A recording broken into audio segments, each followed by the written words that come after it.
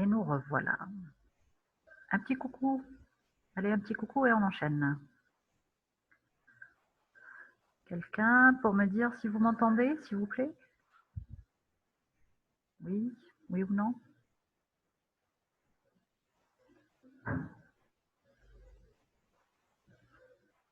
Allez, parfait, merci. Alors, on va voir qu'il y a certaines maladies génétiques qui peuvent prédisposer donc au carcinome basocellulaire. Alors, j'oubliais d'abord de vous dire donc les rayonnements X à travers donc l'utilisation tempestive, on va dire, de radiographie à répétition, de TDM. Il faut faire attention, on n'expose pas nos patients juste comme ça pour le plaisir, donc évitez de faire quand même à répétition, sauf nécessité. Vous avez l'immunodépression, donc à travers bien sûr le VIH, puis les personnes greffées. Alors, il y a, par exemple, pour les greffés rénaux, 10 fois plus de risque de faire un carcinome basocellulaire avec une tumeur particulière qu'on appelle la tumeur de Pincus, alors chez les greffés rénaux. Et puis, vous avez des maladies génétiques qui peuvent donc faire le lit, on va dire, à ces carcinomes basocellulaires. Alors, vous avez l'XP, donc le xéroderma pigmentosum. Alors, j'enchaîne rapidement, comme ça. Si vous avez au fur et à mesure, si vous voulez faire des petites remarques, rajouter des petites choses, donc écrivez les commentaires. Donc, c'est des patients qui vont avoir un défaut de réparation de l'ADN, donc ils vont faire non seulement des carcinomes basocellulaires, mais il y a un risque de mélanome. Alors, ce qu'on appelle les enfants de la Lune, hein. Donc, ça a été beaucoup médiatisé ces derniers temps à travers donc, la collecte de ces petits bouchons, je pense dont vous avez déjà entendu parler. Vous avez l'albinisme. Alors, l'albinisme, c'est des gens qui ne vont pas avoir de mélanine, donc ils vont être d'autant plus sensibles et fragiles. Alors, ce que vous avez, ce qu'on appelle le syndrome de Gorlin, c'est des amartomes. Alors, les amartomes, c'est bénin, mais il y a un risque de transformation donc carcinomateuse. Alors, chez cette dame-là, donc vous voyez quand même qu'il y a eu une transformation basocellulaire avec atteinte importante. Ça, c'est rare, hein. Et puis vous avez autre chose, vous avez ce qu'on appelle l'amartome de Jadasson. L'amartome de Jadasson, alors c'est une lésion particulière, elle est charnue, elle ressemble un petit peu, alors il apparaît un bout de temps après la naissance, parfois un peu plus, et puis ça a cet aspect un petit peu mamelonné, charnu, et ça ressemble un petit peu à une peau d'orange, d'ailleurs ça a une petite couleur orangée.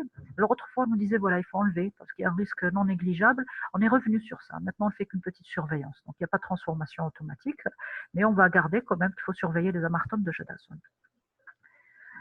Alors, sur le plan clinique, quelqu'un pour me répondre? La clinique, elle est très particulière. Donc, comme vous voyez là, je pense qu'on va faire rapidement. Donc, clinique, donc vous avez ce qu'on appelle la papule, ce qu'on appelle une papule perlée. Voilà, on a l'impression que c'est des petites perles.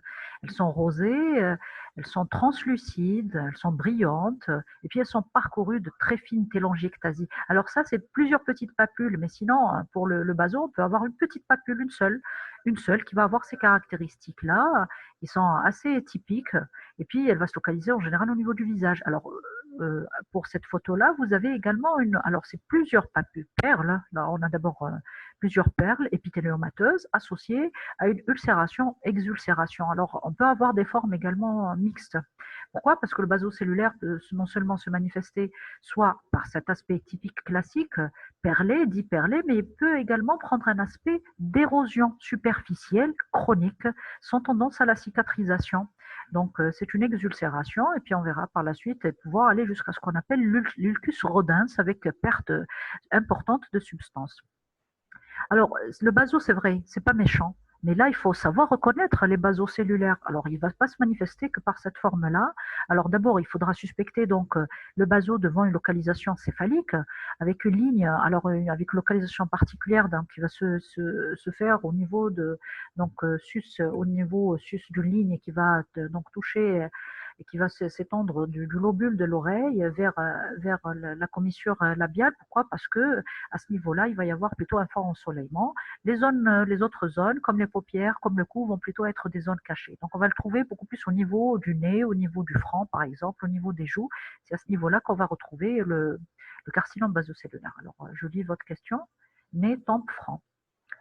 Oui, effectivement, c'est des zones qui vont être plus exposées au soleil. Donc, forme clinique. Donc, vous avez le nodulaire. On peut avoir un gros nodule. Au lieu d'avoir une petite papule, comme vous le voyez là, on a un gros nodule, hein. Donc, vous voyez qu'il est translucide, qu'il est perlé. On a l'impression, voilà, cette petite couleur blanchâtre à s'y méprendre, à faire rappeler celle des perles. Et puis, voilà le petit réseau qu'on va observer. Donc, ces petits vaisseaux sont typiques, sont caractéristiques du carcinome. C'est une arborescence, donc on a l'impression que c'est un tronc d'arbre avec des petites ramifications vasculaires caractéristiques donc, de notre carcinome basocellulaire et très typique à la dermoscopie.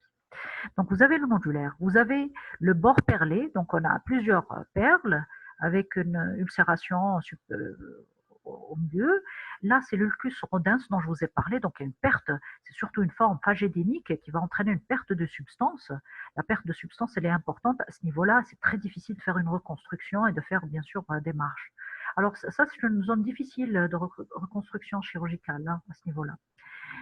Vous avez le pagétoïde, donc vous connaissez la maladie de Paget, le Paget mammaire, donc là, à s'y méprendre, ça ressemble à la maladie de Paget. Vous voyez que c'est un peu compliqué. Alors, par contre, on parvient à faire aisément le diagnostic grâce à la dermoscopie. Alors, il y a des critères, donc les critères, ça va être pratiquement des critères typiques, caractéristiques du carcinome basocellulaire. Alors, celui-là, en plus de ça, il est un peu pigmenté. Hein. Vous avez le cicatriciel, vous voyez, là, c'est compliqué. Hein. Donc, on regarde ça, on ne va pas penser à un basocellulaire. Hein. Alors, le basocellulaire peut prendre cet aspect-là. On a l'impression que c'est une ancienne cicatrice, elle est mal limitée. D'ailleurs, ça pose le problème de la limitation des marges. Souvent, l'extension de la tumeur, elle se fait au-delà de l'aspect macroscopique. Donc là, vous avez un cicatriciel avec exulcération, donc ulcération superficielle. Vous avez le sclérome dermiforme. Alors, prenons carrément un aspect cartonné, dur. Donc, comme vous voyez là, ça ressemble à ce qu'on a vu, la sclérodermie en bande ou en morphée. D'ailleurs, c'est le principal diagnostic différentiel. Alors, et puis vous avez le tatoué ou le pigmenté. Vous voyez que là, on a une lésion bien noire. Donc, en regardant ça, on se dit, oh là là, est-ce qu'on n'est pas face à un mélanome? Donc, on doit faire notre dermoscopie. La dermoscopie permet en général facilement de poser le diagnostic. Maintenant, sinon, on envoie vers le spécialiste. Déjà, dès que vous voyez une lésion comme ça, donc ça ne sert à rien de s'amuser dessus. Donc, ni à laisser traîner, il faut faire un diagnostic exact. Alors, le végétant, il ressemble plutôt à un spinocellulaire. Hein. Donc, vous voyez, l'aspect il est atypique. Là, on est plutôt vraiment dans une forme carrément de spino. Hein. La tumeur de Pincus, dont je vous ai parlé tout à l'heure, chez les greffés rénaux. Et puis, enfin, vous avez des formes topographiques particulières. On peut avoir une atteinte au niveau des membres. Ça existe, c'est rare. Et puis, l'atteinte anogénitale, exceptionnelle. Concernant les formes agressives, elles sont quand même exceptionnelles. Hein. Alors, c'est des formes métastatiques, mais franchement, là, personnellement, j'en ai jamais vu. Hein. Alors, avec risque, donc, étant donné les métastases, donc il y a un risque quand même, notamment surtout que ces métastases se localisent principalement au niveau cérébral. Alors, le diagnostic. Maintenant, le diagnostic se fait sur l'histologie. Donc, vous avez là toutes les caractéristiques donc, de votre. C'est pas la peine de passer dessus. Donc, vous avez une organisation. Alors, il est assez circonscrit, bien circonscrit. Donc, d'ailleurs, la tumeur, elle est, comment dire, elle est bien limitée. Puis, elle est comment chassée au niveau des différentes couches. Donc, au niveau de l'épiderme, plutôt du derme. Donc, il n'y a pas de continuité entre les tissus sains et le tissu malade. On a l'impression vraiment que c'est assez localisé. Et puis, vous avez les mitoses et les atypiques qui restent assez rares. Quels sont les diagnostics différentiels? On a vu qu'il y a des formes superficielles, il y a des formes un petit peu atypiques, donc on va évoquer le psoriasis, les dermatophysies, mais là, on passe rapidement parce que ça va être quand même d'apparition récente. Donc là, ce n'est pas la peine d'aller dans le détail, je pense que le diagnostic va être très facile. Hein. Par contre, vous avez pour le mélanome, là c'est un petit peu peut-être un peu compliqué.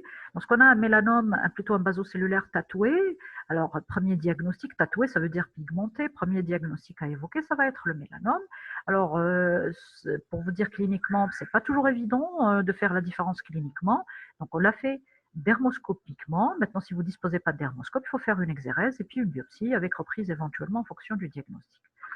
Vous avez le spinocellulaire à travers les formes végétantes qu'on a vues, les kératoséboriés qu'on va revenir là-dessus, on l'a vu tout à l'heure, puis vous avez le kératoacanthum. Alors le kératoacanthum, c'est particulier. Alors certains le considèrent comme une prolifération un petit peu carcinomateuse, et puis d'autres vous disent non. Pourquoi? Parce qu'il arrive que cette tumeur disparaisse d'elle-même. Alors c'est une papule comme vous le voyez là, excoriée un petit peu en son centre et ombiliquée. Alors étant donné maintenant si on est entre baso, on suspecte un baso, on peut attendre encore un peu parce qu'on va se dire de toute façon le baso ça ne va pas évoluer rapidement. Et puis si c'est un kératoacanthum, il y a un risque de disparition, donc d'amélioration. Quoique ces derniers temps, sincèrement, parce que dans les dernières recommandations, ils vous disent voilà, il faut enlever. Il faut enlever. Maintenant, tout dépend un petit peu de ce qu'on dispose sous la main. Maintenant, si c'est compliqué d'enlever, on peut attendre. Si c'est pas compliqué, on enlève. Vous avez l'angiome, l'hémangiome, donc malformation vasculaire. Là, c'est quand même le diagnostic il est assez facile. Pour la forme excusez-moi, j'en perds mon latin, donc sclérodermiforme, donc sclérodermie en bande, donc c'est sclérodermie plus en bande que sclérodermie systémique. Et puis, on termine par le volet thérapeutique. Concernant maintenant le volet thérapeutique, vous avez bien sûr la chirurgie, traitement de choix pour ce que je vous ai dit, tout ce qui est carcinome, tout ce qui est mélanome, avec cette fameuse technique de Mohs. Maintenant, si on a une petite lésion chez une personne très âgée, on ne va pas trop l'embêter. Maintenant, si on a, par exemple, au niveau du coin interne, au niveau du canthus, ou encore au niveau du nez, au niveau des racines, des ailes du nez, la chirurgie pourrait un petit peu être un peu compliquée. On peut proposer un curetage électrocoagulation avec cette technique. C'est vrai qu'elle se fait à l'aveugle, mais maintenant, on va évaluer toujours le bénéfice-risque. Ça ne sert à rien d'aller faire une chirurgie d'exérèse chez une personne très âgée, étant donné l'évolution sur le long terme un petit peu de la tumeur. Donc, ces techniques-là à l'aveugle, ça va être la cryo, ça va être l'électrochirurgie, vous avez la radiothérapie. Alors, il y a d'autres techniques qui ont été proposées pour les formes superficielles, pas pour les nodulaires. Vous avez la photothérapie dynamique, et puis on peut proposer également du laser. Le laser, dans le même ordre, dans le même sens d'une électrocoagulation, c'est-à-dire on va détruire, c'est une destruction donc par la chaleur. Et puis pour les traitements, mais la photothérapie dynamique, on va appliquer un produit qui va être photosensible et qui va entraîner donc une régression des lésions, mais ça ne s'adresse pas à tous les types de carcinomes basocellulaires. Et puis enfin, vous avez d'autres traitements, le 5FU, l'interférent, la chimio, mais c'est vraiment accessoire là. Le premier traitement de première intention, le meilleur traitement, ça reste la chirurgie, éventuellement une électrocoag, et puis vous avez la photothérapie électrocoag ou encore un laser CO2, et puis vous avez la photothérapie dynamique. Donc maintenant, si on a une tumeur volumineuse, on peut proposer la chimio, c'est une chimio de réduction, et puis ultérieurement, on peut reprendre par la chirurgie. Sur le plan pronostic, ça reste une tumeur de très bon pronostic, donc un faible risque de récidive. Cependant, et que les métastases, je vous ai dit, elles sont exceptionnelles, cependant, il peut y avoir certains facteurs de mauvais pronostic, donc il faut les détecter. Alors, si vous avez déjà une tumeur qui est supérieure à 2 cm, c'est déjà pas mal, c'est un petit peu gros. Et si l'apparition se fait quand même à un jeune âge, parce que c'est plus une tumeur du sujet âgé, et puis si vous avez d'emblée une forme infiltrante. Donc là, on s'en méfie un petit peu, d'autant plus que si il se trouve sur une localisation donc particulière au niveau de la fonte embryonnaire. Donc ces facteurs-là sont plutôt en faveur d'un mauvais pronostic. Enfin, mauvais pronostic, il faudra faire attention quand même à ce type de tumeur-là. Et puis, bien sûr, pour le volet préventif, il rejoint un petit peu celui qu'on a vu tout à l'heure. Alors, sur la prévention, donc, alors, la prévention, elle va se faire, bien sûr, comment? Étant donné le rôle du soleil, donc on va se protéger tout simplement du soleil. Là, il n'y a pas de précurseur, donc, comme on va voir pour le carcinome spinocellulaire, mais oui, photoprotection, effectivement. Alors, photoprotection pour les personnes. Alors, pareil, hein, si un patient a déjà fait un baso, il y a un risque qu'il refasse un baso. Hein. Donc, c'est comme pour le mélanome. Est-ce que vous avez des questions? Sinon, on enchaîne avec le spinocellulaire. Comme ça, on termine sur cette séance, donc les carcinomes. Et la séance qui vient après, on fera juste les cas cliniques. Allez, on enchaîne avec le... Alors... Dès que vous avez l'image du... Oui, alors j'ai une question là. Fonte embryonnaire, c'est dans le développement, donc c'est une espèce de ligne un petit peu médiane au niveau, quand il y a la fermeture, donc là vous avez fait déjà votre embryologie, c'est à ce niveau-là. Donc c'est au niveau de cette ligne-là, c'est une ligne médiane, donc il va parcourir le corps, et là il semblerait qu'il y ait, que ce soit un facteur donc on va dire pas de mauvais pronostic, parce qu'on n'est pas dans un pronostic très défavorable, mais on fait attention.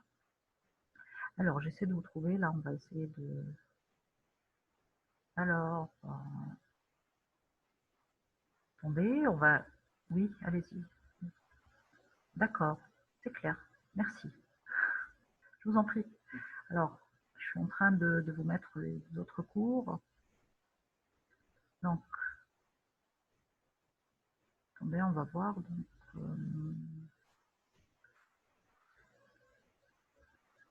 pour les... Donc, carcinome vasocellulaire, là, on va peut-être devoir aller. Alors, si vous avez des questions, il ne faut pas hésiter. Ça y est, vous avez le spinocellulaire?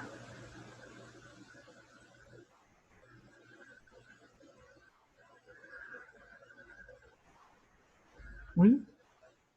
Non, vous n'avez pas de spino? Attendez. Donc, et là, vous l'avez, ça y est? Est-ce que vous avez, oui? Est-ce que vous m'entendez? Est-ce que la planche du carcinome spinocellulaire vous est apparue? Oui ou non? Est-ce que vous êtes là? Oui, oui. Alors, j'ai changé le cours, j'ai mis celui du carcinome spinocellulaire. Est-ce que vous l'avez?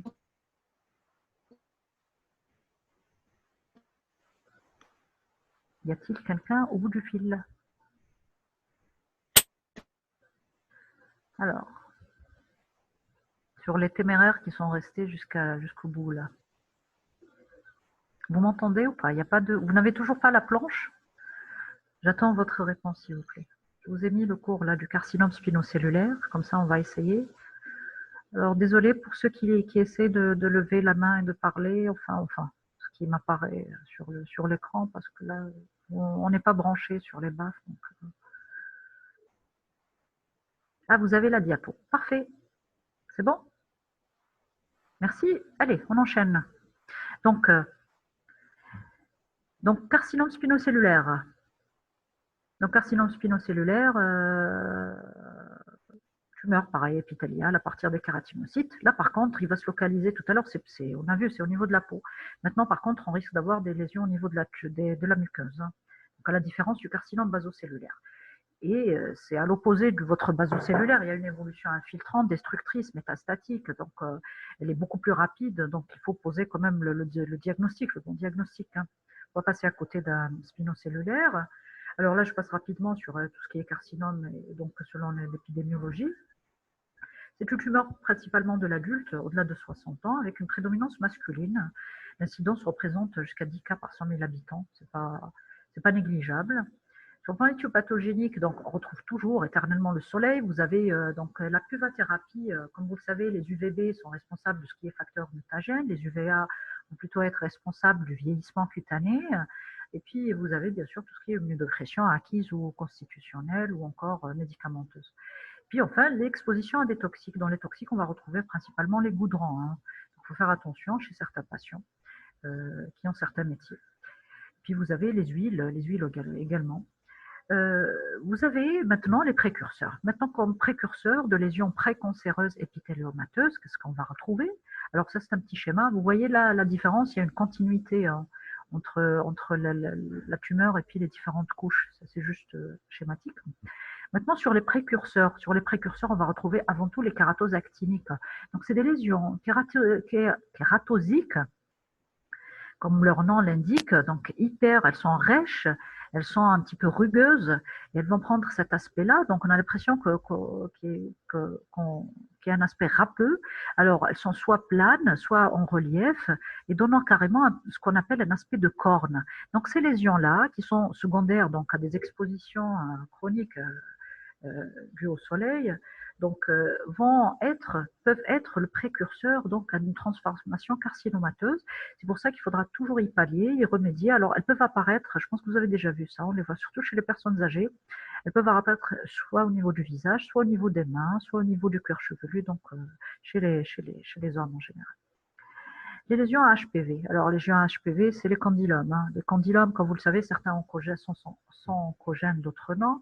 Alors, il y a eu une vaccination qui a été proposée, mais il faut faire attention. Donc, les lésions à HPV peuvent faire le lien à une transformation carcinomateuse. Alors, c'est comme pour le cancer du col, c'est la même chose. Que ce soit au niveau du... Alors, il y a une maladie particulière, c'est de grosses lésions à HPV. Alors, c'est vraiment ce qu'on appelle des lésions HPV monstrueux, ce qu'on appelle la maladie de Busch-Clovenstein, hein, donc, qui est une transformation carcinomateuse due au HPV. Les maladies génétiques qu'on a vues, Donc là, je passe rapidement, XP, albinisme. Et puis tous les états inflammatoires chroniques peuvent faire le lit à une transformation carcinomateuse, à savoir vous avez les radiothermites, les cicatrices de brûlure, vous avez également le lichen. Le lichen, c'est un cours qu'on n'a pas fait, mais c'est une maladie inflammatoire qui va se localiser donc soit au niveau de la peau, des muqueuses, avec un aspect particulier au niveau de la muqueuse. On peut avoir le lichen atrophique, mais on peut avoir des formes ulcéreuses. Ces formes ulcéreuses-là peuvent entraîner une transformation, donc faire le lit à cette transformation-là. Alors vous avez également l'ulcère chronique. Si on a un ulcère chronique, les risques sont faibles quand même, mais disons que tous les états inflammatoires peuvent faire le lit donc à cette transformation-là. C'est pour ça que toute modification d'une lésion, quelle que soit sa bénignité, même des lésions inflammatoires, donc l'apparition d'un bourgeon, d'une infiltration, tout aspect inhabituel doit faire pratiquer une biopsie. Cliniquement, donc c'est des zones particulières. Vous avez le soleil, donc zone photo-exposée, vous avez les muqueuses, vous avez les lésions précancéreuses, et puis bien sûr, ça c'est ce qu'on vient de voir ensemble, donc muqueuses et demi-muqueuses à cause des facteurs prédisposants. Donc, à l'inverse du carcinome basocellulaire, enfin, un petit peu, on va retrouver bien sûr possibilité d'une apparition de nouveau, mais apparition déjà sur une lésion préexistante, alors que le baso plutôt apparaît en général sur une peau saine.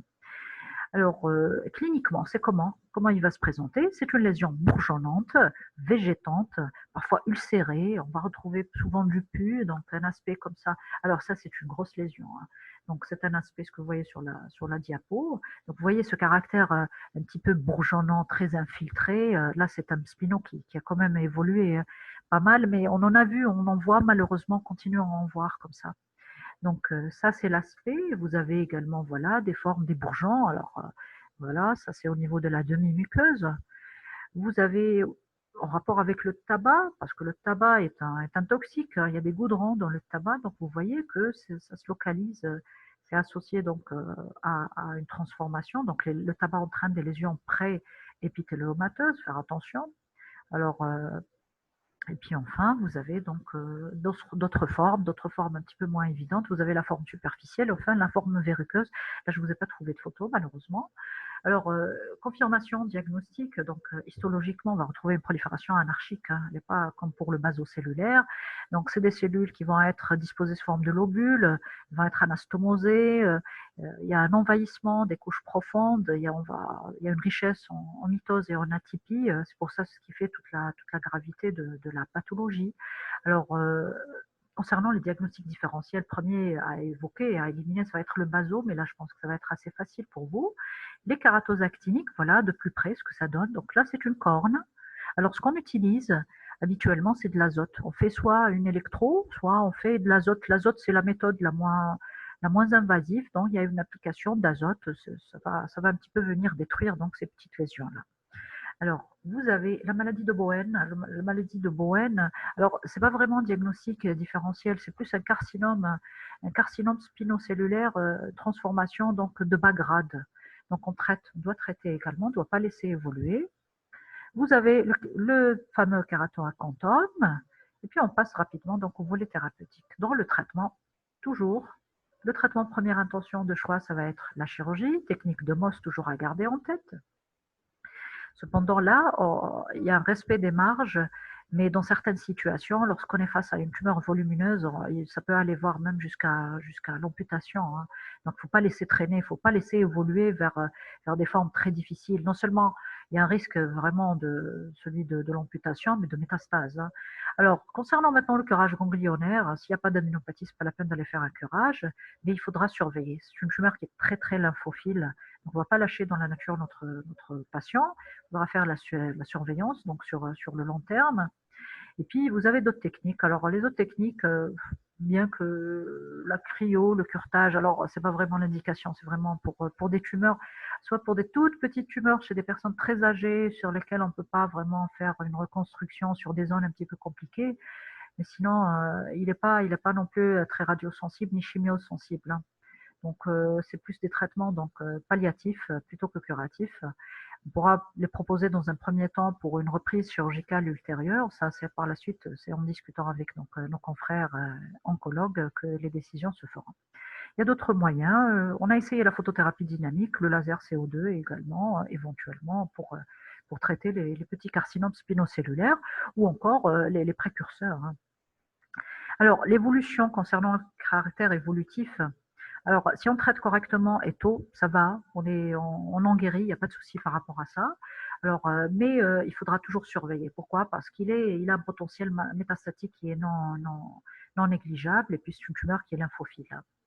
Alors, surveillance va être trimestrielle, donc la première année, puis une année, donc pour les 5 années qui suivent, c'est comme pour le mélanome, donc on va faire des TDM, l'IRM. Alors, la radio thorax n'est pas très sensible. Là, on la met, avant on faisait des radios comme ça, thorax, mais sincèrement, elle n'est pas très sensible. Et puis, vous avez l'échographie. Maintenant, dans l'échographie, vous savez qu'on peut faire une échographie abdominale, bien sûr, pour voir les organes. Et puis, il y a ce qu'on appelle, on doit rechercher des métastases ganglionnaires à travers l'échographie des aires ganglionnaires. Alors, ça se pratique souvent, alors que ce soit pour le carcinome, pour autre chose. Donc, ayez le réflexe. Donc, on peut demander, préciser à notre confrère radiologue, voilà, il faut regarder les aires ganglionnaires parce qu'on aura parfois beau palper, donc l'examen clinique sera complété par un examen radiologique.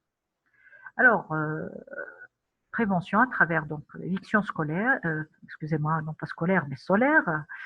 Et puis, vous avez bien sûr le traitement de tous les précurseurs. La vaccination anti-HPV, alors il y a eu beaucoup de bruit parce que c'est un petit peu tombé aux oubliettes en ce moment, mais peut-être que probablement elle va revenir sur le devant de la scène, mais donc parce qu'elle doit donc se faire dans certaines conditions. Alors j'avais l'habitude de mettre une espèce de tableau récapitulatif, là il n'y est pas, donc vous pouvez le faire tranquillement chez vous. Donc différence entre en opposant le carcinome basocellulaire au carcinome spinocellulaire, donc clinique, histologie, métastase, traitement, bien sûr, pronostic à travers donc risque métastatique ou pas. Donc ça, je pense que vous pouvez faire tout seul tranquillement la synthèse entre les deux. Alors, est-ce que vous avez des questions? Là, ça va, on est un peu dans les temps, donc on va terminer. Si vous avez des questions, on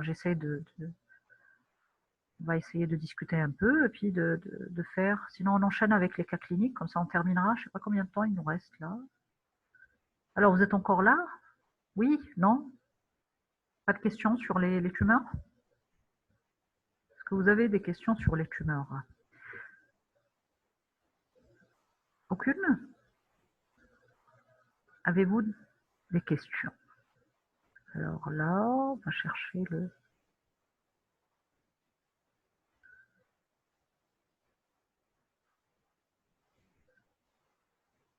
Pas de questions?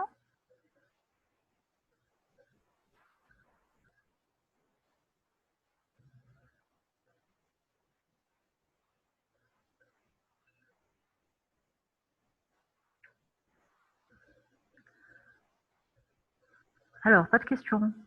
Non?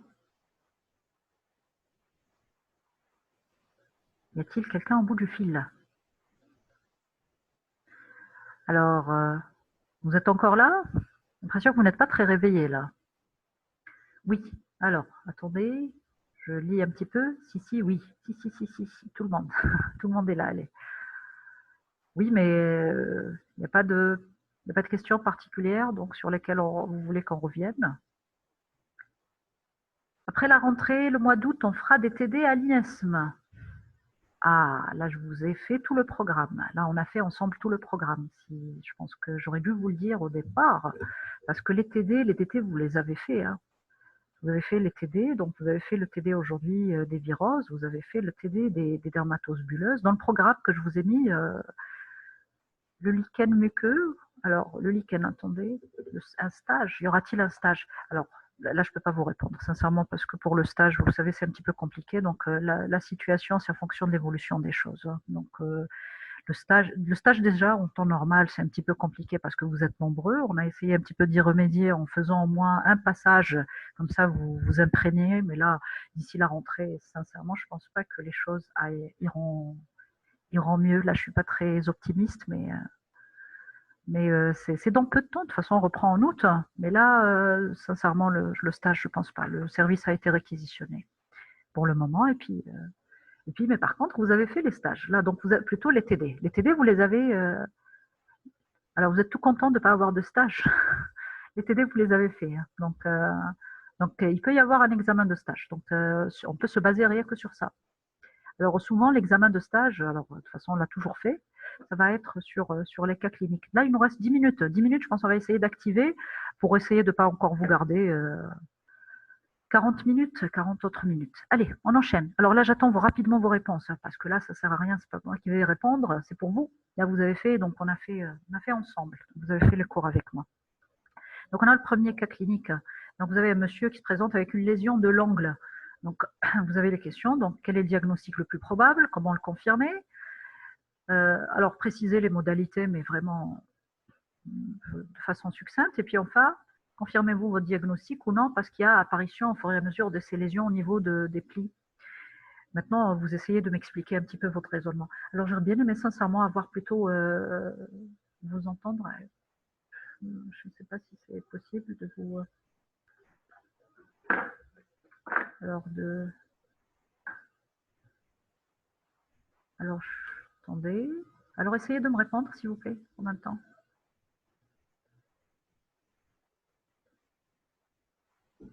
Oui. Oui, c'est parfait, merci.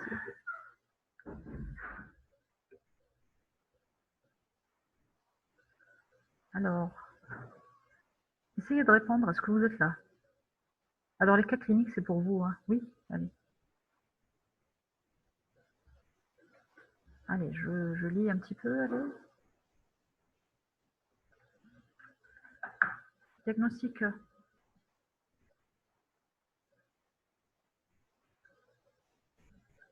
Alors, essayez de me répondre, parce que là, je ne sais pas si la connexion, vous avez tout, là, vous êtes en... Oui, psoriasis. Alors, psoriasis, non, quand on a ça, parce que là, il se présente d'abord avec une atteinte de l'angle. Onychomycose, très bien. Onychomycose, parfait. C'est une onychomycose. Premier réflexe, c'est de l'onychomycose. Dermatophyte, oui, parfaitement, on est d'accord, parce qu'on a expliqué donc la localisation, l'aspect clinique, là, une hyperkératose, un ongle épaissi, modifié. Et puis, bien sûr, comment confirmer? Confirmer, on va faire un examen mycologique tout bêtement et tout simplement. Hein. Avec toutes les modalités, je vous ai expliqué comment faire un examen mycologique. Maintenant, le type, le monsieur, il revient vous voir avec ses lésions. Maintenant, intertrigo, oui, bien sûr, mais il y a un aspect un peu particulier quand même. Quand on regarde, il y a un autre diagnostic à évoquer. Il y a deux diagnostics. Parce que c'est vrai, déjà sur la clinique, c'est pas, mais c'est vrai que sur les lésions comme ça, des plis, on pense, je vous ai parlé de l'autocontamination. Bien sûr, on peut s'autocontaminer. Donc, il a de l'intertrigo, il a de l'onychomycose, mais il peut avoir candidose fissurée, enduit blanchâtre. Alors, c'est pas vraiment l'aspect. Hein. C'est pas vraiment l'aspect d'une candidose. Ça, c'est juste pour vous expliquer qu'il faut toujours raisonner devant un patient. Les cas cliniques, ça va être pour ça. Oui. D'autres diagnostics. Alors, parmi vos camarades, il y en a qui l'ont. Il y a quelqu'un qui l'avait évoqué au début. Dermophyte. Là, on est d'accord, hein, sur l'angle, si on suspecte une onychomycose, c'est du dermatophyte, hein, c'est pas du candida. Hein. On peut avoir les deux, par contre, parfois. Parfois, on a des surprises. Mais là, c'est plus un dermatophyte. Hein. Le pso, parfait. Donc, il y a le psoriasis qu'on doit évoquer. Il y a le psoriasis. Alors, donc, il y a le psoriasis. Il y a le psoriasis inversé, dans sa forme inversée. Et surtout que les lésions, là, elles ressemblent plutôt à du psoriasis. Hein. Donc, c'est très simple. Comment on va faire la différence? Tout simplement, tout. Vous êtes là? Est-ce que vous m'entendez? Est-ce que vous êtes là? Essayez de me faire signe, s'il vous plaît, oui. Parce que là, je vais essayer d'activer. Donc, oui, vous êtes là. Merci. Donc, on va tout simplement pratiquer un examen mycologique. Allez, on enchaîne avec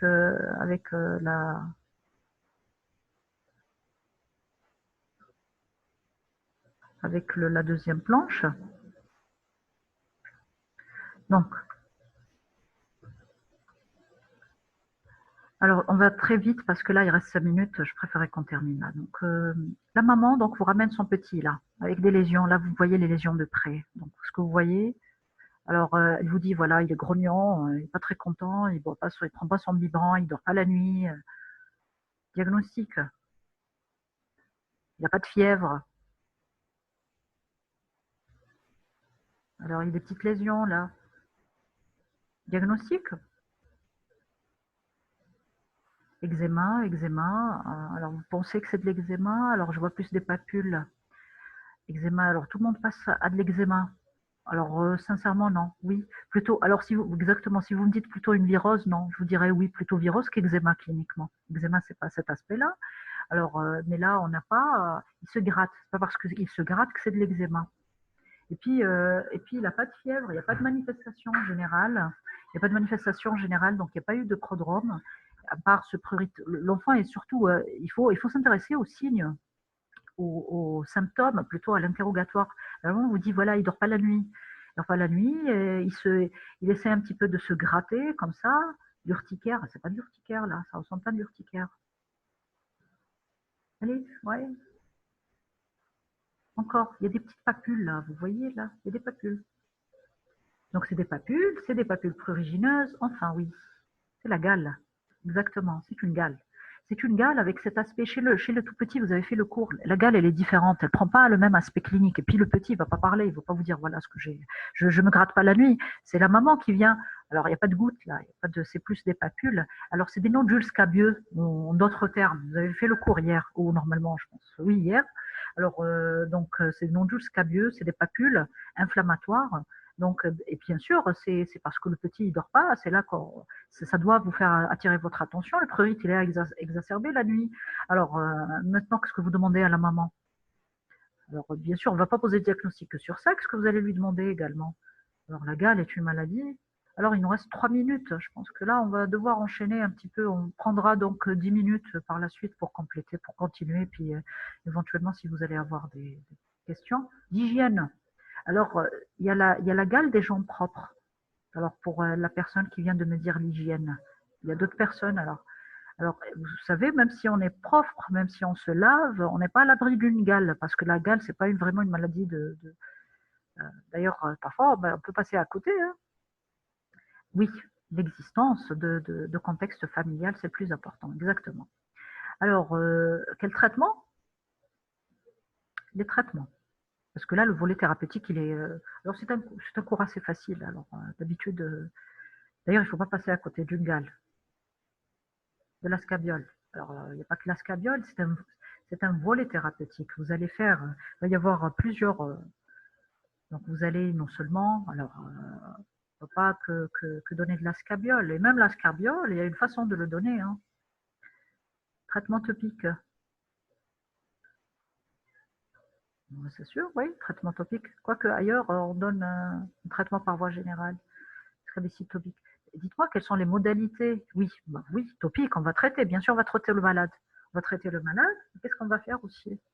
Alors, probablement, il n'y a pas que le bébé qui est malade, hein, là, on va dire. Hein. Alors souvent, là, c'est sûr que la maman, oui, exactement. Il y a des volets thérapeutiques en matière de gale. On traite le patient, l'entourage, et puis bien sûr, il faut désinfecter tout ce qui est linge, tout ce qui est literie, parce qu'il suffit de ne pas faire l'un de ces volets thérapeutiques pour avoir donc une persistance des lésions. Et donc on rentre un petit peu dans un cercle interminable. Il suffit d'oublier l'un de ces volets thérapeutiques et les patients y reviennent. Alors le problème qui se pose maintenant, c'est que parfois, on va de refaire le. Alors, le traitement, c'est particulier. Alors, parce que là, les modalités, c'est vrai que dans les livres, dans les ouvrages, on va retrouver un traitement, minute, et puis refaire une semaine après. Sur le plan pratique, nous, on fait 5 jours de traitement avec un bain le premier jour et un bain le dernier jour, sans application le dernier jour. Il faudra toujours adapter votre traitement à l'âge. Alors, maintenant, si on a un nourrisson, pourquoi il y a une immaturité, on fait attention. Alors, ça va bientôt se couper. Hein, donc, je vais revenir juste sur par la suite. Donc, on doit adapter en fonction de l'âge et puis diluer toujours, faire des dilutions en fonction de l'âge du petit. Alors, c'est pas contre-indiqué chez la femme enceinte, mais ailleurs, je vous disais tout à l'heure, les traitements, les vermictines qu'on donne par voie générale, mais sinon, il faut respecter toutes les modalités thérapeutiques avec des infections et tout ça. Hein. Faire attention à tout ce qui est. Alors, je vais revenir par contre tout à l'heure sur pourquoi parfois les patients ils reviennent, ils se représentent à votre consultation et vous disent voilà, je me gratte toujours. Maintenant, réfléchissez pour me répondre. Alors, pourquoi? S'ils reviennent vous voir 3 semaines après, ils vous disent: «Voilà docteur, je me gratte toujours», quelle va être votre attitude et votre réflexion face à cette maladie-là? Alors ça vient de tout se couper, alors je vais vous retrouver donc dans le temps d'enregistrer juste ça et puis on va terminer parce qu'il reste 2 cas cliniques, je pense.